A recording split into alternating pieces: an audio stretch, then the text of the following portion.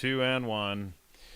Ladies and gentlemen, welcome to the 63rd episode of UnSpun. Today, Joe and I are joined by Jasun Horsley, who was with us last week, as well as you need a website. Why not Steve do it yourself? Outtrim. With Wix, and I've you can got the volume running there on that. Sorry if that bled through. But anyway, welcome. And today I've given a working title for this episode: the history of the normalization of pedophilia. And there's a lot of meat to cover for this episode.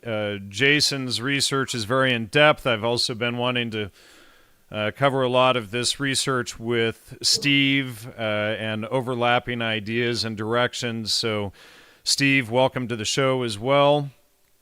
Thanks, John.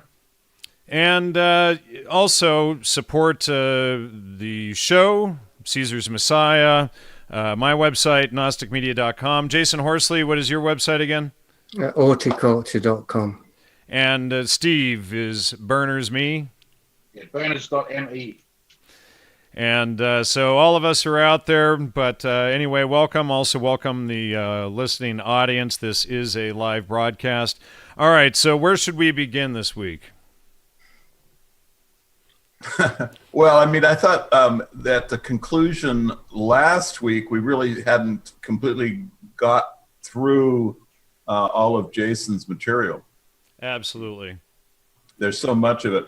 But Jason, just to stay in theme, pedophilia, did you come across, because I know you have these comments on Saville.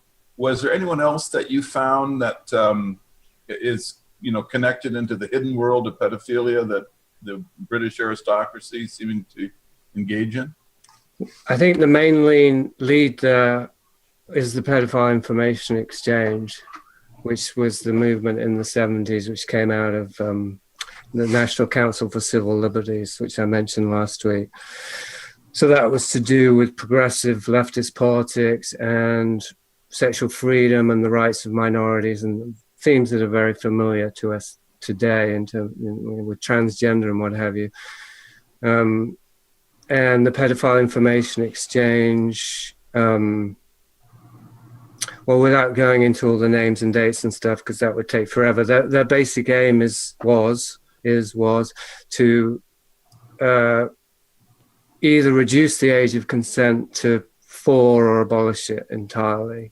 And their rationale was, Tom O'Carroll is one of the most famous members, but there were a bunch of members and then could be members or possibly not members kind of thing, because it was part of this larger thing which was accepted into the mainstream. The Pedophile Information Exchange didn't make it. They tried, but they failed. Anyway, their part of their reasoning was it was the right of children to have sex with adults, just as it was the right of adults to have sex with children, and that although children might not be able to consent in the usual fashion, they could consent by signaling. So the Pedophile Information Exchange, part of their argument, well, Tom O'Carroll specifically, was that he knew how to read a child's signaling, whether it wanted to have sex or not. So he would describe things that he interpreted as flirtation on the part of the child, and that this was the child communicating that it wanted to have and of sex. course, it's always the predator who decides what signals are, the child flirting or whatever to encourage such behavior, as if a child even knows such things. Right, exactly. So, and obviously part of one of the primary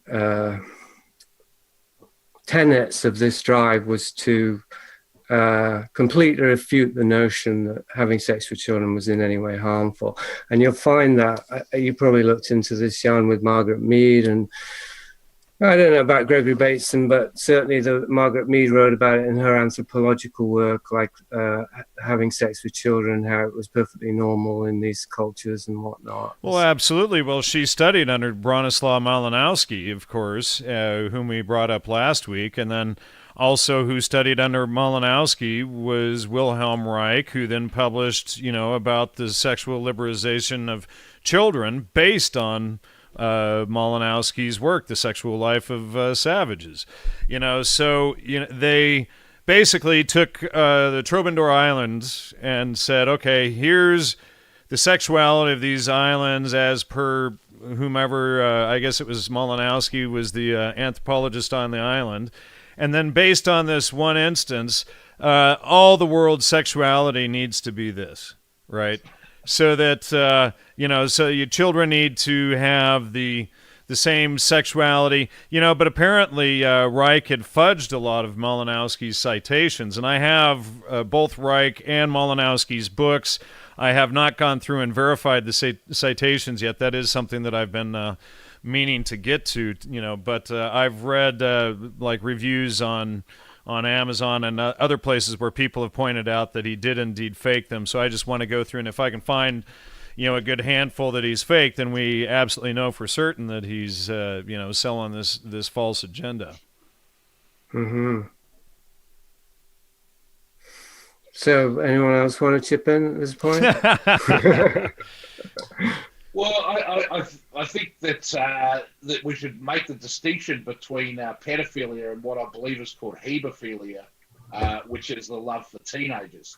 And it seems that something that I noticed in reading your paper, Jason, was a story about wayward youth being brought into these sort of homes to look after them and rehabilitate them.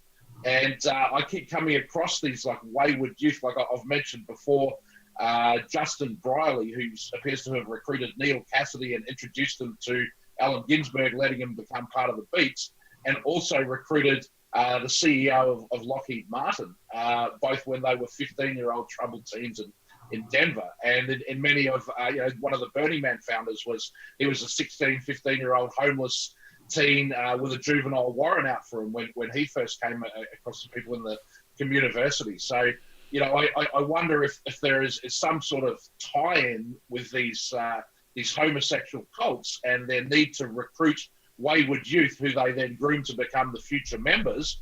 And then that's what's behind, funding all of these Rockefeller Foundation-backed studies and pseudoscience like Kinsey is really simply a justification for their actions with a scientific veneer.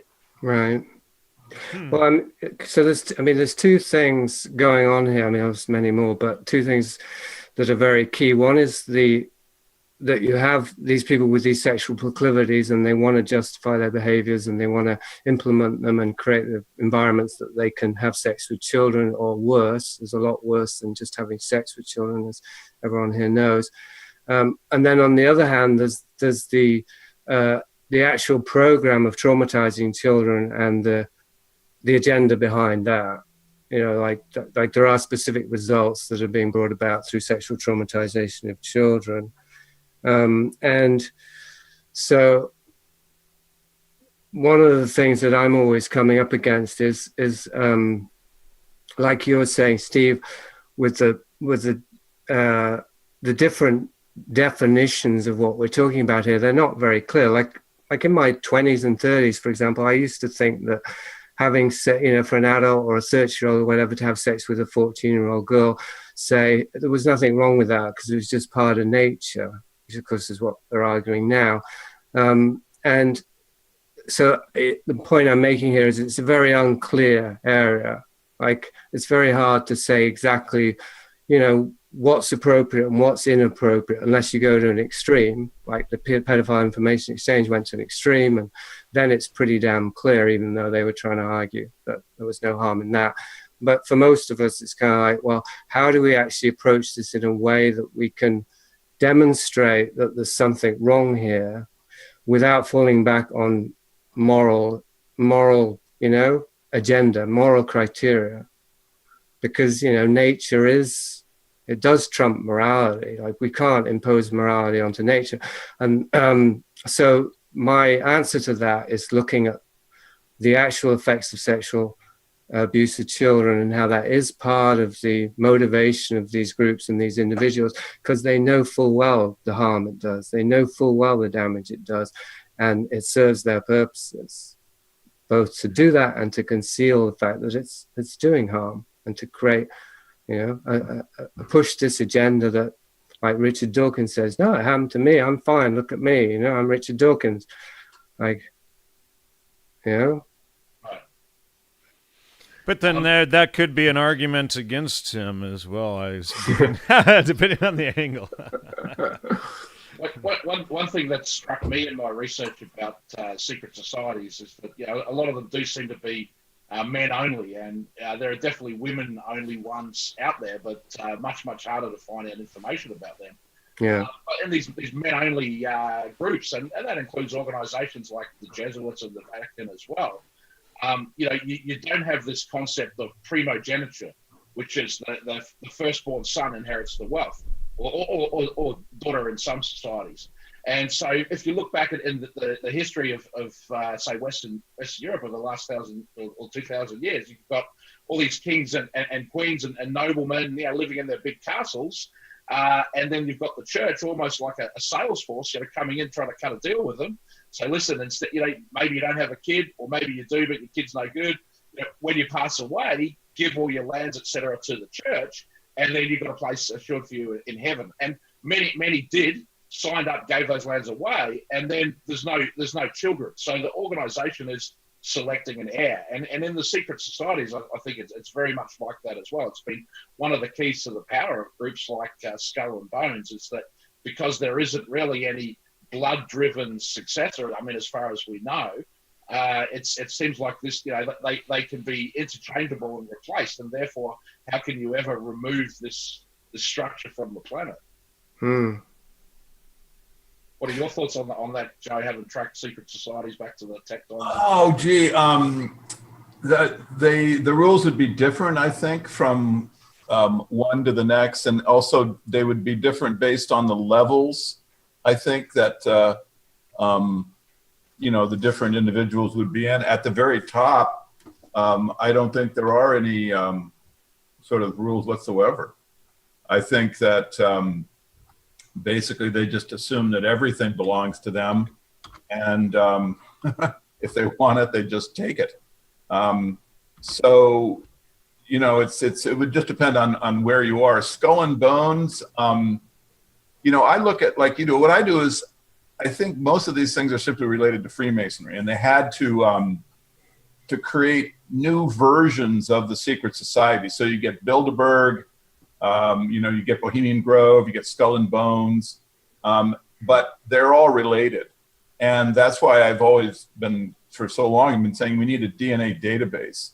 The DNA database would enable us to not only know more about our politicians, but we could then cross-connect the secret societies. And so we could see, that this guy who is from a Skull and Bones family is actually, a relative of this guy from a Bohemian Grove family, who is a relative of this Freemason Ulster Scott family, and then you'd be able then to get these question and answers specifically. You'd really know exactly who these guys are.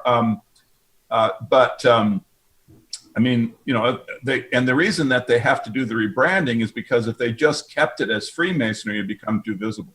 So they have to constantly be changing, new groups, new names. Look at Aleister Crowley.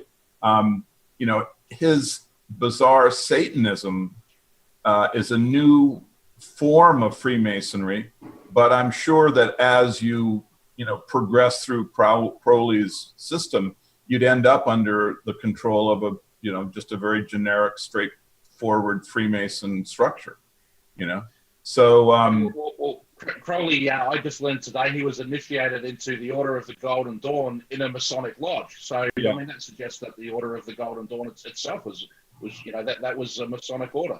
Yep. Also, I noticed, Jason, in your paper discussing the Order of Chironia, there's a picture of the logo, and it's an inverted triangle. In one corner is the letter O, in the other corner is the letter C, Order Chironia, I guess, and then at the bottom of the triangle is the number 338.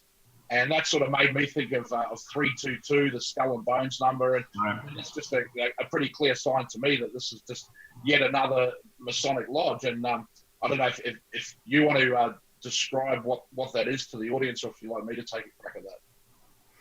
Who, me? Yeah, with the Order of Coronia. No, you go ahead. I got some things to say about Crowley if we get a chance, but you go ahead with that thread. Okay, well, and then I'll tie that back to Crowley. But basically, this is a secret society of homosexuals in Britain, and homosexuals. It was illegal, but they needed a way to get together, I guess. It was founded by George Cecil Ives, who's a friend of Oscar Wilde. And so Wilde was believed to be a member. Another guy believed to be a member was Montague Summers. He was an occultist and a black magician, Satanist. He was a disciple of Cecil Williamson, and Cecil Williamson was a friend of Aleister Crowley. Montague Summers was just an acquaintance. So, this Order of Chironia is based on the Uranian movement, and it's the concept that there's a third gender, that there are females trapped inside a man's body, and they just really want to be females, which is this transgender movement as well. So it seems like the Order of Chironia was started by followers of the Uranian movement, and it was linked to this Isis Urania Temple of the Golden Dawn, which that's where you get Samuel McGregor Mathers and Aleister Crowley, and many of these people who were occultists were also practicing sex magic. They were practicing homosexual acts, and they were practicing sodomy in particular, with a view towards opening up the third eye. And I think you mentioned in your paper, Jason, that it seems unlikely that these people who all knew each other and were all doing these same occult, sex magic, homosexual rituals, weren't aware that each other was doing that, at the very least, if not participating in each other's rituals. So it seems like a very fascinating time of history around the creation of the Fabian Society, and then you get let's bring it back to Crowley. Just a second, Steve. Your mic, your audio may be going through the wrong microphone. You may want to make sure that the mic in your face is pulling the audio. I'm not hearing it hot. Okay, or really? Right. Tap it. Definitely not on. Okay. What about now? No. All right. Sorry. Go ahead. Should we go to Crowley then? Yeah, let's go to Crowley. I mean, it's a really wide subject. This is reminding me of conversation I had with Lavender way back, because we talked about the whole tradition, if you can call it that, of shamans who dress as women, and that there just seems to be this thread running through occultism and shamanism of men who want to be women. It's even in Castaneda. We want to go into that, probably not, but anyway, as Crowley as a case study of that, I mean, he's a great. That's the reason I'm devoting so much attention to him at this point, distasteful as it is, because it's just like a microcosm of the whole movement. I think if you find a kind of a blood sample that's as infected as Crowley is. So I got a bunch of quotes here anyway. I'll throw them out. They won't necessarily lead to an argument or anything, but hopefully they will spark something. It's from Confessions. He writes on page 113 about pederasty in Oxford, specifically at Balliol, the college, and refers to it as the great tradition of statesmanship. He himself describes himself as a congenital masochist, Crowley. He liked to imagine himself in agony. In particular, he liked to identify himself with the beast. Well, obviously we know that, but the fact that it's related to, his magical identity as the beast is related to his masochism. He describes women as beneath contempt. Intellectually, they did not exist. And he wrote, it was highly convenient that one's sexual relation should be with an animal, i.e. a woman, with no consciousness beyond sex. So that was his view of women. On sodomy, he said, there's no better way to avoid the contaminations of women and masturbation, and that all great men of antiquity were sodomites. And then there's this particularly strange thing he wrote in Magical Record of the Beast, which is my will to free mankind is, so to speak, sodomitic. And then in The World's Tragedy, he wrote, an aristocratic virtue which our middle class had better imitate if they wish to be smart, as in sodomy. Sodomy is the aristocratic virtue. And I also thought this was an interesting quote I found in Robin Bryan's book, Dust Has Never Settled. I'm not familiar with this, but John Sparrow, I don't know if anyone here knows who this is, his creed was that only practicing male homosexuals can be geniuses. So I just think there's a whole can of worms here, which of course ties into the Greek culture and the pederasty in the Greek culture and how that was all to do with grooming, males towards becoming cultural leaders and whatnot. I think that we're looking at something along those lines. I can't profess to understand it because I think there's very many different angles from which to approach it. But that it is a tradition that reaches very far back, and that it does in some way pertain to what's going on in our present culture, the one that we were born into and grew up into, which was the normalization of homosexuality and now transgendering and eventually apparently pedophilia. So I'll just go back to my screen if anyone wants to interject at that point. Well, and we see this whole agenda, Allen Ginsberg, and we had that clip that I think it was Steve and I that played, or was it Hans and I who played, the clip of Allen Ginsberg speaking at NAMBLA, and and the Peter Lamborn Wilson and the temporary autonomous zones and Burning Man, which of course Steve works brings together, and your work and personal history of the, with your family through the Fabians and all of these organizations with your own personal history into this, and then our research coming at it from growing up, going to Grateful Dead shows and writing books on the CIA stuff, and Joe coming at this from an ancient historical perspective as well, and it just, you see these same techniques and patterns repeating over and over, the social control, the pedophilia, the connecting into things like Pizzagate, etc. All of this seems to be really at the top tier of this control structure. Now, what was Crowley a pedophile? I noticed a good response in a comment from you, Jason, about that. You found that there's images on the wall of the Abbey in Thelema. Well, I'm actually putting together all the evidence for that. Although I would say at this point that I think it's a danger in simplifying these kind of things to, was so and so a pedophile. I think, as you were kind of indicating before about the definitions, that a word like pedophile can be a red herring in a certain sense. I mean, for one thing, what we're talking about here isn't pedophilia, because pedophilia is child love. Now, that may be immoral, that may be traumatic, it may be harmful, but it's nothing compared to the torture and rape of infants. We're talking about actual sadism and torture. And Steve, can you at least try to turn up the microphone that's on, because we're barely hearing you? Yeah. You don't hear this one? No, tap it again. Nope, we're not getting anything out of that mic at all. Just the other mic that you had on earlier, just turn it up more loudly so that we can hear you. Yeah, we're not getting anything. Check your Zoom setting down there in the bottom left, too, and make sure that Zoom is connected to the correct microphone. Sorry, Jason, folks. Have you had a chance to look at the pictures that the comment describes of children? Abbey?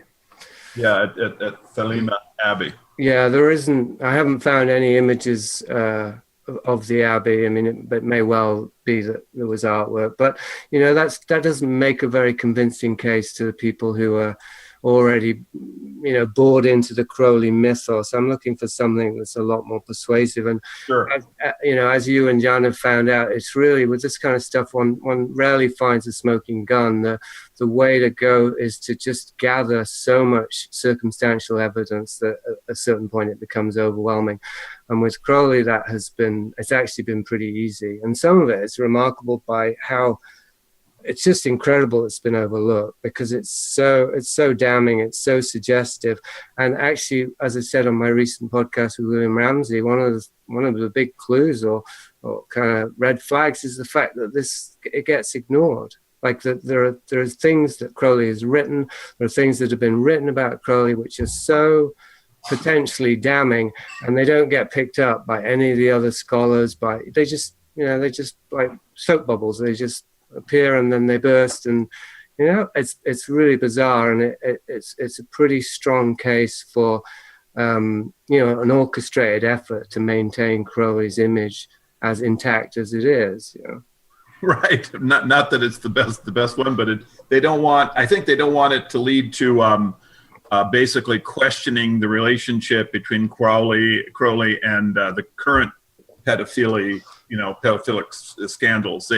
They're trying to partition that off. And not to mention, what about the entire intelligence community? Yeah, I mean, Crowley, it's amazing, and I do hope that you bring out that circumstantial evidence as a paper, because you get people like Tim Leary talking about I'm just following in Crowley's footsteps. I'm basically someone who is influenced by Crowley, and that's really what where I'm taking my work. And then John Lennon talks about this, and this is why we really do have to understand all we can about Crowley, because he somehow, for some reason, became just this focal point of the cult of Satan that pops up so often in the counterculture, and also with hedonism.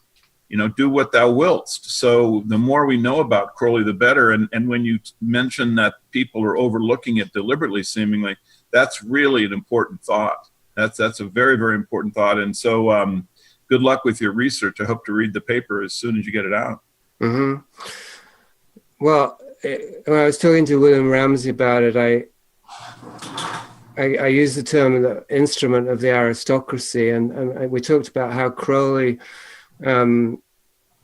he's been framed, if you will, or presented to us through the culture as a rebel, as a pioneer.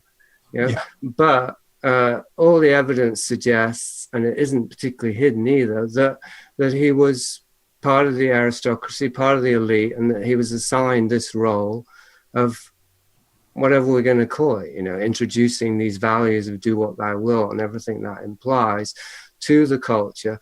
And it was a kind of Trojan horse or a delivery device. And you don't have to look very deeply into occultism to see that the will to power is basically a carte blanche or a rationalization for every imaginable human depravity.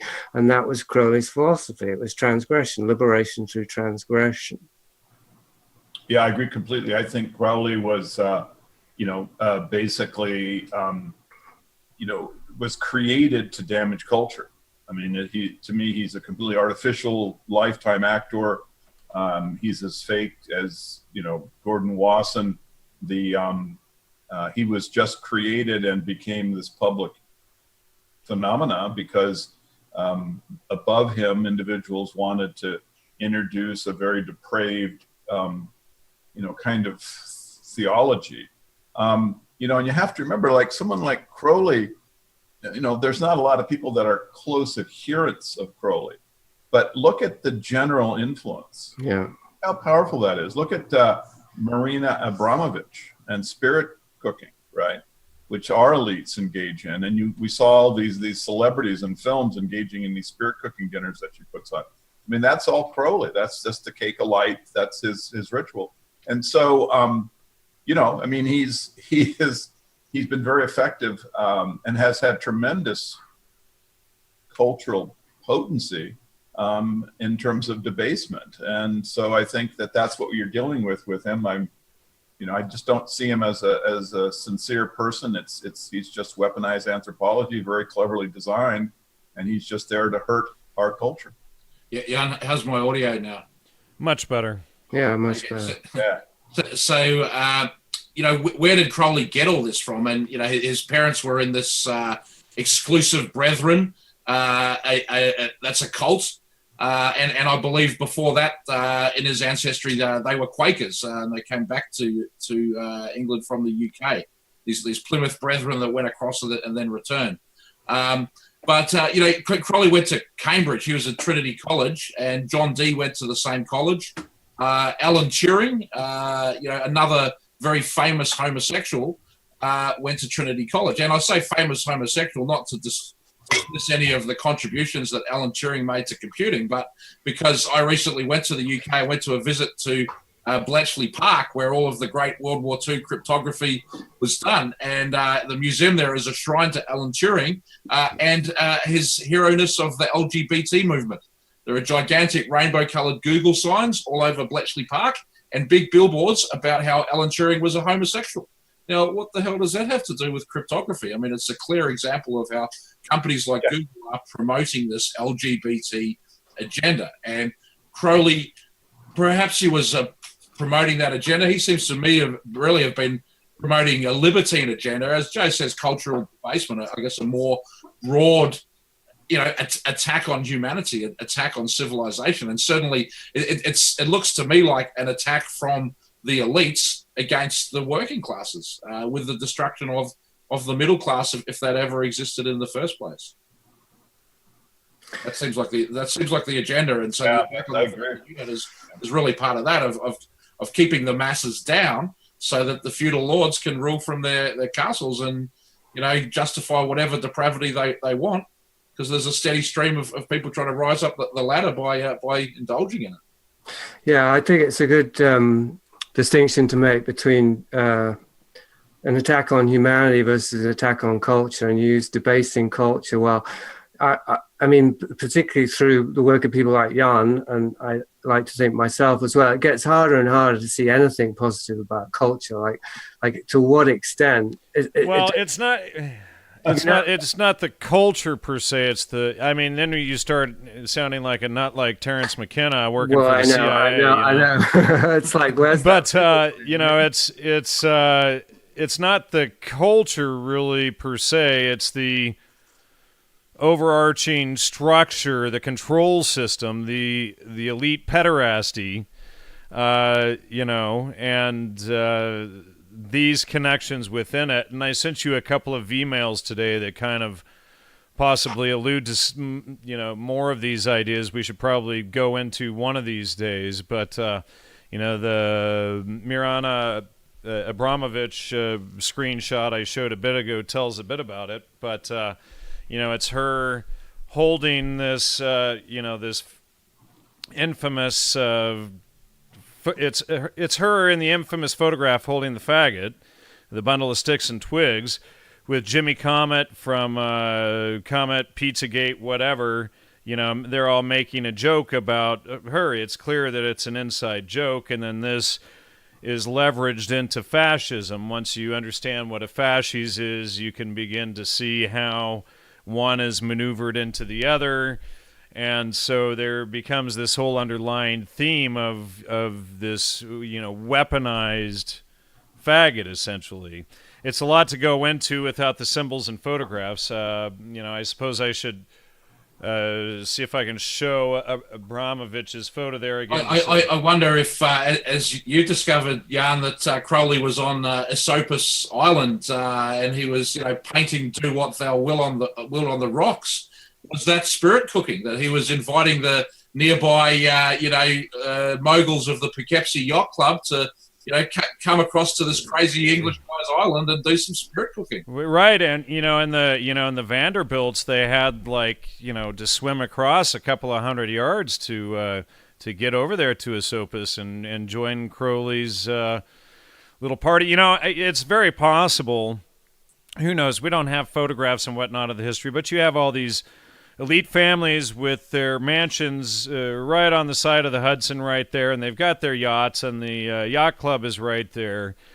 They could have just been going straight over to the island and having little parties going on, and we're just told the official version of the story of Crowley painting this on the rocks, there was probably a whole lot more going on.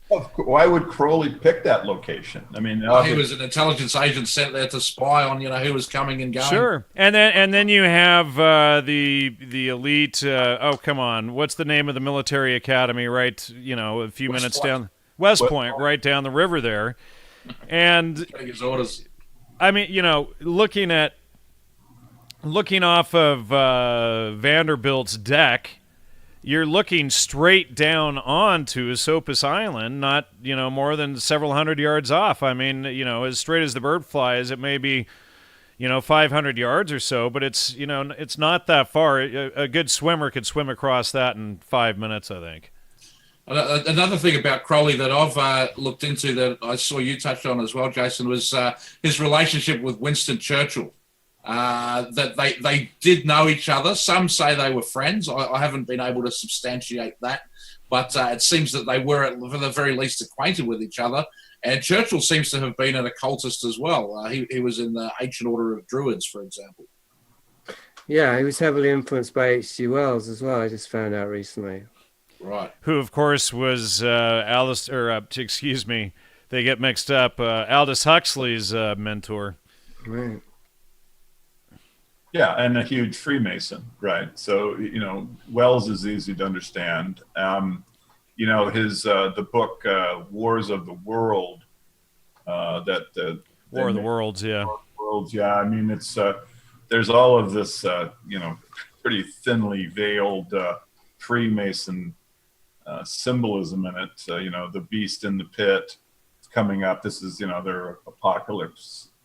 Symbolism, and then, and I do recommend people check out the show that Hans and I did exposing the whole War of the Worlds thing. Yeah, I mean, so when it's just this very, very sick secret society that is manipulating culture, and the threads that we can gleam onto and work back always lead to it. You can go there from Bohemian Grove, you can go there from probably, from all of the secret society. The Grateful Dead, from and the rock, all angles of rock and roll, all pornography, pedophilia, NAMBLA, all roads lead to this group. Right. It's the amazing. sad MK thing. Ultra comes out of it, Of course. And see, that's the thing, is that structure is what people, I think, really need to understand, because when you talk about MK Ultra, you say, well, Huxley, there's no proof he was in MK Ultra. How can you, even though he's directing the doctors? Well, we do have his letters directing doctors to go and overlook that. Yeah. Well, here's my point. But just the fact that that MK Ultra existed shows that there's something controlling the CIA, right? You couldn't have some kind of rogue project eat up 15% of the budget of the CIA for nearly a decade. I mean, obviously, there's something that is structured above it, and it's an inherent part of the organization. And because there is this structure of the secret society, then they can control people going in or out of different projects they have. So that's why it's conceptually a very useful thing to have in your head, is that, all of these things have a kind of control structure that unifies them. H.G. Wells used the expression,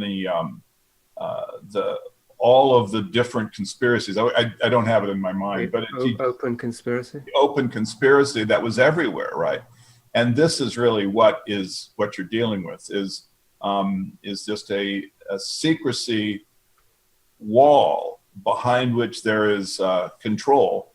And on our side of it, we see, glimmers of this and that, and we can make analytic threads back to it, but then we can't penetrate too deep inside the thing. We just know it's controlling all these different things. And when you see someone like Crowley, you shouldn't think that there's any more realism to his craziness than there is, for example, to Jim Morrison's dancing when he's singing the song, The End.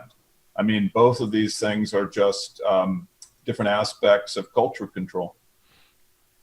There seems to be an agenda of the secret society towards creating this new world order, and this one world government. And it's kind of ironic that it's called that, because these secret societies, or the secret society, it's thousands of years old, and it's been trying to create this unified planetary single government throughout history. I mean, they've succeeded and failed. It seems like they get these global empires funded by banking, probably fiat currency. The empires get extended and too big, but nobody notices because the culture is being debased into this world of debauchery, and then it all just ends in flames, like Nero fiddling while Rome burned. And perhaps that's the ultimate trick, that all of this sexualization of children and everything is just to completely obsess the masses with sex, to distract them from the fact that they're being robbed blind by the bankers.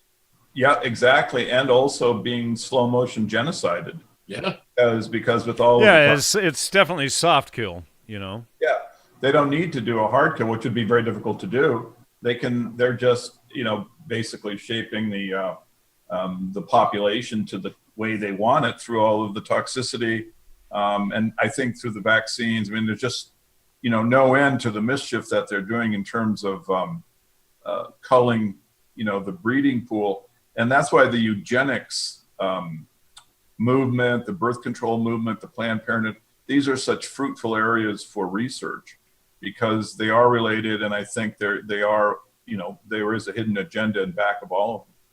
Well, Bill Gates' father being one of the founders and the president of Planned Parenthood, that's a kind of a red flag right there. Unbelievable, I know. Margaret Sanger being an open racist and then being heralded as a hero by Hillary Clinton. Right, exactly. Yeah, so it's a lot to take in, but it's useful for the citizen. Getting back to Crowley, Jason, did you want to finish their thought on that? Because I'll comment to what everybody's been saying. It'd be easier because that's the thread I'm on right now. We're all here interested in looking at the big picture and mapping all of that and trying to figure out where it's going, and obviously that's endlessly fascinating. But I think that could also be a red herring. And one of the things that, I said last week, I always bring it back to my own experience. And I wrote a book recently which was not ostensibly about conspiracy at all. It was about movies, called Seen and Not Seen, and it was about my own adolescence, specifically, growing up and trying to find an identity for myself and watching movies.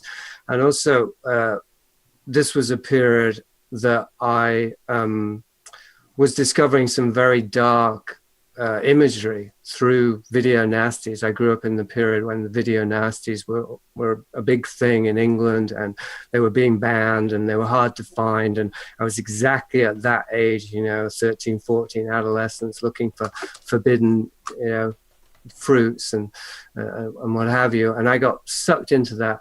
And without going into the gory details, because it is pretty gory and it's pretty unpleasant, but that's what the book is about largely, I latched on to this kind of torture porn. Like now it's kind of, there's a word for it. Back then it wasn't, I just thought there was something wrong with me that I found this imagery of violence against women arousing. I thought I was, just basically damaged in some way. Point being is that I realize now, looking back at that time, this is an example of cultural infiltration.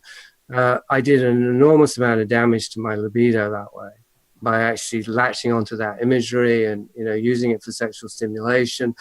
And it's actually, that was still an effect rather than the cause. If I hadn't been traumatized when I was much younger, I wouldn't have been drawn to that material. But it definitely, infected the wound or whatever. It deepened the wound and deepened the pathology in me. And my point here is that if there's a way to understand all of these big picture things we're looking at, I think personally the only way for me to do it is to look at how it's affected me. And I don't run into Freemasons. I don't have any memories of being ritually abused, although I'm not ruling it out.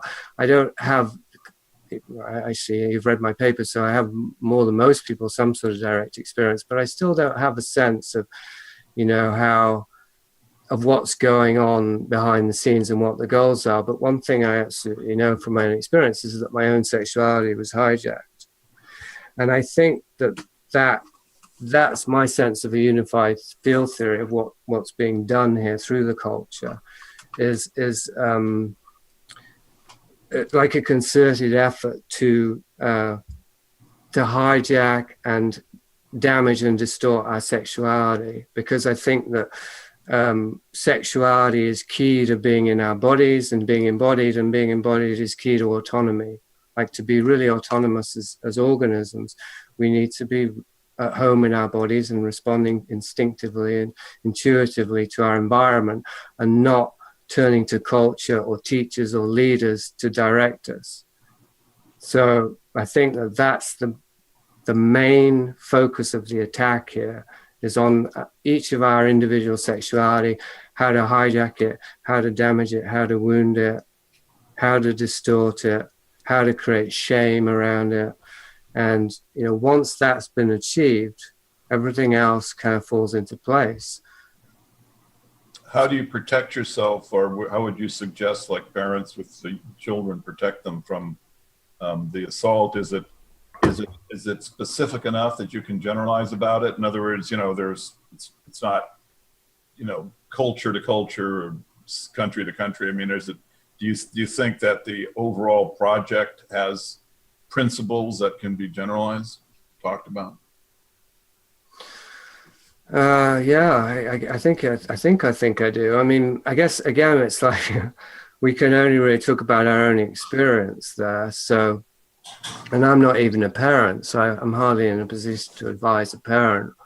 I mean, this came up at my blog, my website today, because I did this podcast with Ramsey about Crowley, and somebody commented, something about letting children watch their parents have sex, that's child abuse. And I said, well, is it? Like, you know, with Crowley, that was the thin end of a wedge. Like, he wanted children to see, to participate, you know, to witness sexual magic and all the rest of it. And we know with Crowley that this was the thin end of the wedge, and that he kind of exploited the Victorian morality and moralism and the basic sense that we've had our sexuality, we've had a lot of shame created around our sexuality. He exploited that to then implement the opposite, which is shamelessness and total sexual licentiousness. Now, we all here know that doesn't work either, right? But none of us want to go back to the so-called Victorian moralism. Actually, the Victorians weren't as moralistic as we're taught. Well, you know, I do know a lot of people beginning to wake up and getting back to family and things like that as well. So I think a lot of people really are beginning to see how damaging this has all been. And, you know, it's the family has always been their target. The communist communes of the 60s and 70s didn't work out, except for one that was funded by FEMA. And, you know, so all of this behavior didn't work out, and it promoted narrow-mindedness, closed-mindedness. You know, we all know people that are constant navel-gazers that you can't have a reasonable, logical conversation with. And we see that overall, at least from our experience, the agenda was sex, drugs, and rock and roll. And the sex and drugs obviously are the physical, but the rock and roll, and I've had several conversations with Hans about this, seems to be almost the apex of the mind control system, because you can get the sex and the drugs onto a whole new level of effect when you have music involved. And then all of this using the Bible, you're using the Kabbalah to reverse engineer the Bible, I should say, to destroy society. Is that what you generally see going on as well? Who's the you? You as in Jasun Horsley. Okay, there's four of us here. It is. I had a brain fart there because I definitely had a response. Can I maybe I know what it pick was. up a little bit and bring it back to Crowley while Jason is see if you can remember the response. I did want to actually. I remembered. I just Okay, want to say, and then I'll let you speak. I think one of the things we're seeing here, it's evidence of what Jan's talking about, is the identity politics, which brings it to transgender. We're living in a world now where basically everybody wants to be able to say what they are in their own mind, and biology be damned. And anyone who questions it is a hate criminal. And so, I mean, it's so destabilizing. Like, we've lost the ground. We've just lost the ground. And so it's almost impossible to have a dialogue like we're having here, because if you say the wrong thing, you trigger somebody, and so on, and then it snowballs, and then, so. It's rule by sophistry. Yeah, the rule of sophistry, exactly. What I wanted to say about Crowley and highlighting his role as an intelligence agent is, we know from MK Ultra and George Hunter White in San Francisco was doing Operation Midnight Climax, where they had these apartments hooked up with cameras and microphones. They had one in Greenwich Village. I believe there's similar stuff in London. And these beautiful women, prostitutes, would lure men back to the apartment, dose them with LSD, and then film them. And supposedly this was sort of like blackmail material. They cheated on their wife, and look how foolish this guy was on the acid or whatever. But yeah, that's absolute fact that happened, and that's proof that the CIA, as an example of an intelligence agency, is running these human blackmail operations on people, sex stings. This day and age, in Ashley Madison, whatever, someone had sex with a prostitute in a bar, it's perhaps not as shocking as it once used to be. Right. And so that then leads into bringing children into it, underage, Jeffrey Epstein, pedophile island. The role of intelligence agencies in recruiting young people to involve others in their schemes and plots. And Crowley may well have been trying to do something like this by being so evil and licentious or whatever. If you actually secretly went to one of his rituals or parties, that could be a smear on your reputation. So absolutely, it might have been a way to entrap them. And that sort of goes back to the Hellfire clubs as well, which I believe had the same aspect to them of come and do this devilishly naughty thing. Isn't a lot of fun to have an orgy. And only later do you realize that, now you're going to be compromised because they have evidence that you did something you shouldn't have done. Yeah, I mean but there is a lot of evidence that Crowley was involved in that. I've just been uncovering it. I mean, some of it's not new because some of it's in Spencer's book. Yeah, well, I mean, I think Spencer's book is great, but Crowley, was he genuinely a believer in magic? I think he really, really was. I think these rituals are the real deal, but you have to look at him as an agent, and was he employed simply by the intelligence agencies? Well, no. If you look at what he did, it was Freemasonry and all these occult lodges, which is really the same thing. So he was an agent of the secret society, which happens to be in control of many intelligence agencies. Is it possible, or do any of you see possibly a move away from homosexuality as their manipulation tool over to more extensively pedophilia? I think they're pushing pedophilia and incest now, like the LGBT.